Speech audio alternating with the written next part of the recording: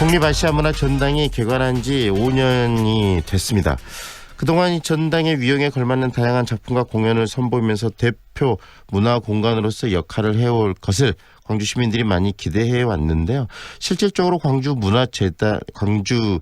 아시아문화전당, 국립아시아문화전당이 제 역할을 했는가에 대한 광주 시민들의 인식은 굉장히 좀 차갑습니다. 그 이유는 그만큼 광주 시민들과 괴리되어 있기 때문이 아닌가 싶은데요. 왜 광주 국립아시아문화전당이 제 역할을 하지 못하고 있는가? 이 전당의 이야기입니다. 국립아시아문화전당이 제 역할을 하지 못하고 있는가? 이 부분에 대해서 이야기를 좀 나눠보도록 하겠습니다. 지역문화교류호남재단 이기훈 상임이사 연결합니다. 안녕하세요, 이사님. 예, 안녕하세요.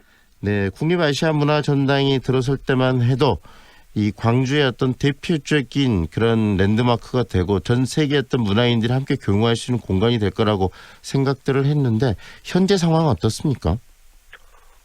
작년에 그 288명이 전당을 방문했고요. 이제 개관 이후 그 누적 관람객도 1,000만 명을 넘어섰습니다. 이제 관람객은 매년 증가하고 있는 추세고요. 이제 2019년 문화전당 인지도 조사 결과에 의하면 광주를 제외한 전국 19세 이상 국민의 50%가 문화전당을 알고 있다고 답했고 재방문 의사도 80%를 넘은 것으로 조사되었습니다. 네. 국민의 문화 향유와 지역 발전에 기여하는 차별화된 복합 문화기관으로서 자리매김했다는 긍정적인 평가도 있지만 네. 대표 콘텐츠 부재, 불안정한 직무대리 체제, 네. 이원화된 조직 구조는 여전히 해결해야 될 과제로 남아 있습니다. 네, 지속적으로 5년이 되면서 긍정적인 평가도 받고 있지만 그런데 실질적으로 이야기를 들어보면 이 국립아시아문화전당이 과연 무슨 역할을 하고 있느냐, 광주 시민들의 어떤 인지도 이런 부분도 좀 생각보다 많이 낮고 또 아직까지도 이 방금 이야기하신 것처럼 컨텐츠의 어떤 허브 또 생산 공장으로서의 역할은 많이 부족하다는 지적이 있거든요. 그 부분에 대해서 어떻게 생각하십니까? 작년에 그 무사 불모루 영웅들을 대표 콘텐츠로 선보였지만 그 개연성과 완성도가 떨어져서 좀 킬러 콘텐츠라 하기에는 약하다는 평가를 많이 받았거든요. 네. 그래서 외부 대형 전시로 관객을 끄는 대신에 양지르 자체 콘텐츠를 생산하고 예술인들을 키우겠다고 했지만 네. 지난 4년 동안 특별한 변화는 없었던 것 같습니다. 그래서 아시아문화 중심도시 조성사업 전체를 견인하는 문화발전소로서 위상과 역할을 제대로 수행했다라고 하기에는 네. 높은 점수를 주기에는 어려울 것 같습니다. 야심차게 시작된 이 사업 왜 이렇게 지금 지리멸렬하다고 생각하십니까? 가장 중요한 것은 전당과 문화원으로 이원화된 조직 체계 때문에 행정력 낭비와 효율적인 예산이 지금 집행이 안 되고 있고요. 네.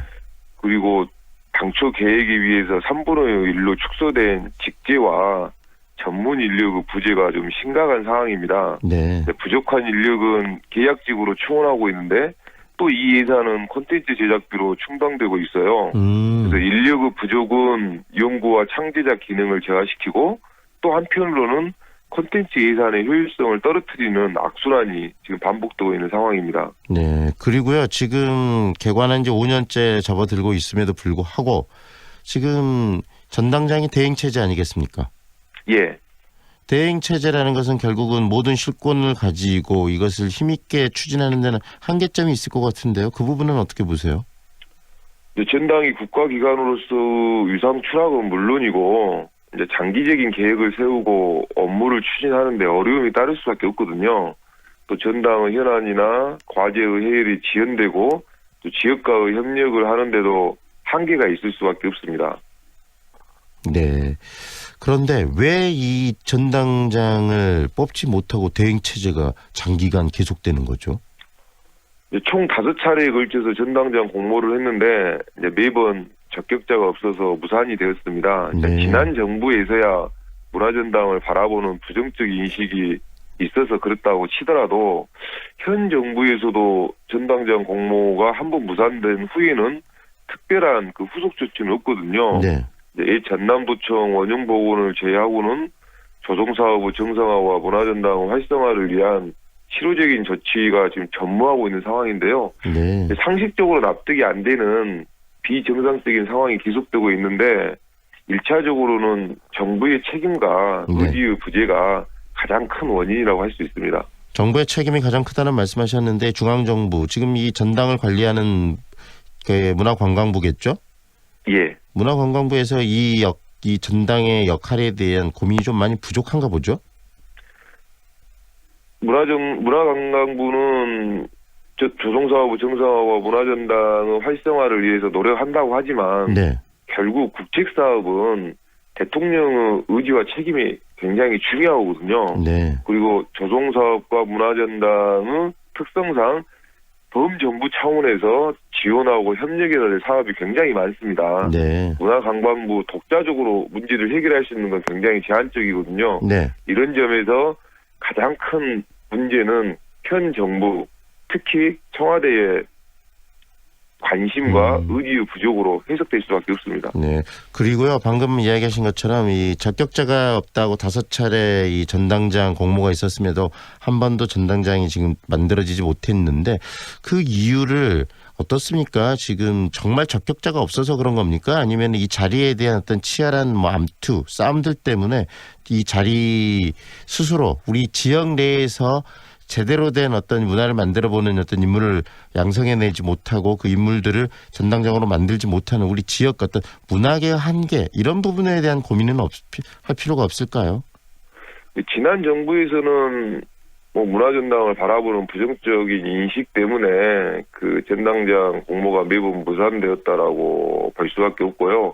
근데 현 정부 들어서 지난 2017년 그 중반기에 전당장 공모를 한번 모집해서 거의 선정 단계까지 갔는데 네. 지역의 그 일부 단체와 그 문화예술계가 반대해서 그 뒤로 그 진척이 없었거든요. 네네. 이제 전당장은 국책 사업을 이끌어가는 핵심 문화 시설이기 때문에 단순히 지역 인사라 해서 전당장이 되는 게 아니라 네. 거기에 걸맞는 위상과 역할 또 능력과 자질 리더십을 갖춘 분이 돼야 되는데 아마 지역의 여러 가지의 불만 그리고 중앙정부 의지 부족 또 전당장의 직급이 그렇게 높지는 않거든요. 현재 이런 부분들이 복합적으로 그 작용되지 않았나 이렇게 생각합니다. 광주의 어떤 문화를 견인해야 되는 이 전당인데 여러 가지 뭐 중앙정부의 무관심, 그다음에 지역 어떤 문학의 어떤 갈등들, 그다음에 또 이 갖고 있는 직급 뭐 여러 가지 요소들이 지금 버물려져 있으면서 전당장 하나 뽑아내지 못하고 그다음에 이 좌초하고 흔들리고 있는 이 전당. 지금 이게 특별법으로 운영이 되고 있죠, 현재 어떻습니까? 이 전당 운영의 지금 근거는? 지금 문화전당은 아시아 문화중심도시 조성사업 특별법에 근거해서 네. 국책 사업으로 그 운영하고 있고 국가가 예산과 지원을 100% 책임지는 구조로 되어 있습니다. 네. 그런데 그걸 지속적으로 계속 책임지는 게 아니라 기간이 존재하죠. 예, 그 현재 지금 현행 특별법에 의하면 내년 4월에는 아시아문화원의 전부 위탁 운영하게 되어 있습니다. 네. 그렇게 되면은 아시아문화원의 위탁 운영이면은 정부가 지원해주는 예산이나 이런 것도 많이 줄어들게 되는 겁니까? 아시아문화원으로 위탁 운영된다 해서 네네. 그 예산이 그 줄어들고 그러지는 않을 것 같아요. 네. 다만 그 법인화되면 국가기관으로서의 위상 하락 그리고 연구나 창 제작에 그 지속적인 그 투자를 할 수가 없는 조건, 경영의 효율성을 추구하기 때문에 아무래도 수익에 그 관심을 가질 수밖에 없는 구조이거든요. 네. 그렇다고 하면 전당 본연의 임무와 역할이 축소되지 않을까 이런 우려가 지금 있는 건 사실입니다. 그렇다면 이 전당이 정말 제대로 자리매김하고 이 광주의 어떤 문화를 견인하고 또 이것이 문화산업으로까지 확산되는데 중추적인 역할을 해야 되는데 그러기 위해서 이제 본격적으로 우리가 좀 광주가 고민을 해야 되지 않을까 싶습니다. 그 고민을 했을 때 어떤 이야기들, 어떤 마중물들을 가지고 우리가 고민을 시작해야 된다고 생각하시는지 이야기를 좀 꺼내주세요. 우선 문화전당은 그 전시 공연보다는 창제작을 중심으로 좀 조성사업 전체를 견인하는 문화발전소 역할을 수행해야 되고요. 네. 그러기 위해서는 뭐 대표 콘텐츠 발굴, 또 불안정한 조직 체계 정비, 지역과의 협력이 좀 전면적으로 좀 개선이 돼야 됩니다.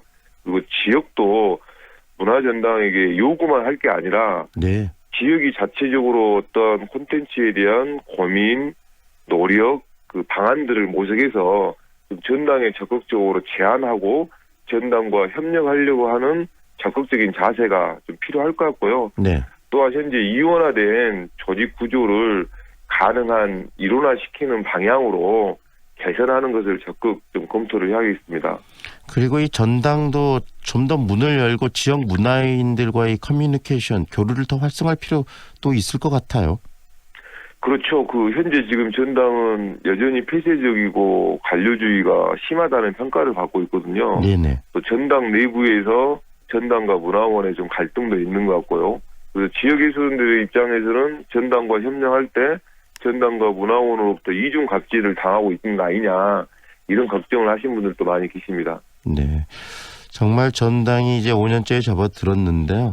제대로 된 역할들을 할 수 있도록 함께 좀 고민해야 될 시점이 아닌가 싶습니다. 오늘 이야기 잘 들었습니다. 고맙습니다.